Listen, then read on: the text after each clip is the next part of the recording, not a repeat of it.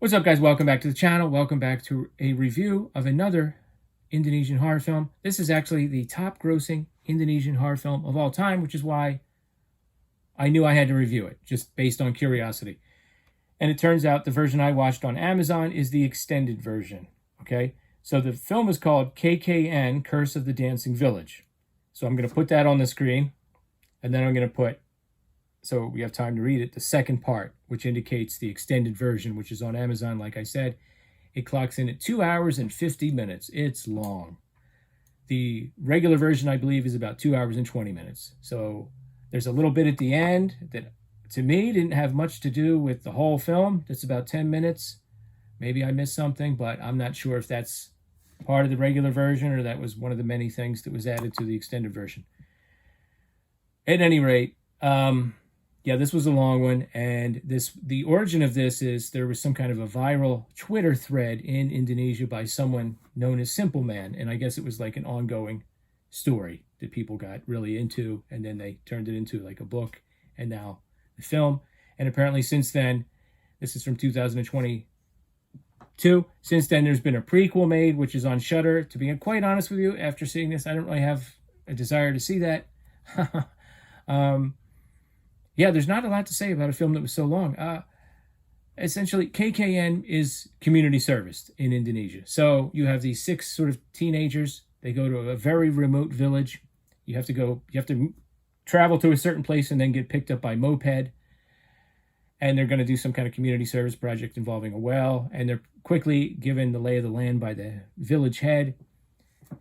And they're essentially good kids. So, but he does have to sort of lay down the rules, like the girls bathe over here, the boys bathe over here.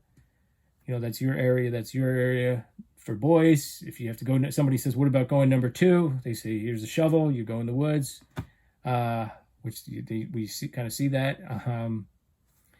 And they're also told that there are boundaries of the village. There's like an altar at the edge of the village they're not to go past. And eventually, of course, that they do. One of the girls, especially, who I would say is sort of like the main protagonist, named Nur, who's a very kind of a proper, pious girl who prays every night. We sort of see a lot of things through her eyes. She starts to see like some figures in the shadows and in the woods, and all those effects look really cool, but there's really not much of an impact there. It's not like a scare. Eventually, there are a few scares, but the girls are much more attuned to what's going on. They're the ones that are getting nervous, much more so than the boys. Well, eventually 2 of the characters, just to give you an idea what's out there and where the title comes from, 2 of the characters go into town to get some pipe. Of course, one of the locals is like, oh, don't go back there tonight, but they do. The moped breaks down. It's starting to get dark. And out from the jungle pops an older gentleman who says, come back to our village. We'll repair your bike for you. And they follow him back, and there's like a festival going on. It's like a banquet, and there's a dancing going on, and there's one very attractive woman wearing traditional dress who will lock eyes with you, and she seems to make the girl nervous, but the kid just wants to eat food. So eventually she says, we have to go. So the village head man says, take some food back with you. So they wrap it up in these big giant leaves. When they get back to everybody and unwrap it, it's not food. It's something pretty horrible. Yeah. So essentially there's a dancing woman out there who will sort of corrupt you and possess you. And there's some scenes where the villagers will surround somebody and just start dancing. Okay. So I guess in a way it's a possession movie, but it's not very violent. There's some jump scares. There's not a lot of gore or blood. I don't think there's any nudity at all. Although, she's kind of seductive. And 2 of the characters, I think, get sort of tricked into having a rendezvous. And when our main character of Nur finds out, she's devastated, because they're not married yet and everything. And this is kind of a very traditional village and society as a whole. And then a few of the characters, the dancing woman starts to further corrupt a few of the characters. And I guess they're sort of between the boundary of the living and the dead. And there's a village shaman who's constantly trying to get people to drink coffee, by the way, who tries to like pull them back. And, I won't really give you the ending, but it's not altogether a happy ending. I didn't think you would expect that it would be. Some of the effects are cool. At one point, one of the young men is in a pool and there's snakes in there, and all of a sudden behind him there's like a snake woman, and her whole face is like a snake, and it looks pretty cool. She definitely looks pretty cool. And I think it was all CGI mostly, but I think it if they didn't want to jump in a pool with real snakes, that's fine.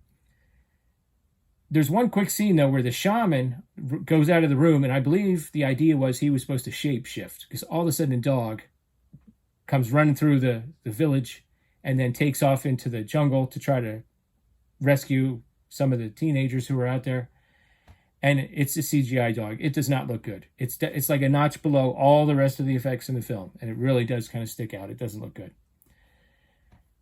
Other than that, I mean, all the characters were likable. It's a well-made film. The cinematography is great. There's a few establishing shots towards the end of the whole jungle. It looks beautiful, I don't know. There's something about it. It just wasn't very impactful for me. I'd be really curious to see what the demographic was in Indonesia. Like, who was seeing this? Who made this the top grossing horror film of all time there? Was it mixed ages? Was it mostly young people? I could definitely see maybe there's some things that would appeal to young people more. And of course, because of the cultural differences, would be, appreciated more in Indonesia. I guess is what I'm trying to say. So I would say if you're curious, check this one out, but it is a longer one. And let me know in the comments below if you've seen this or heard of it, and come back again for some more horror reviews later. Thanks.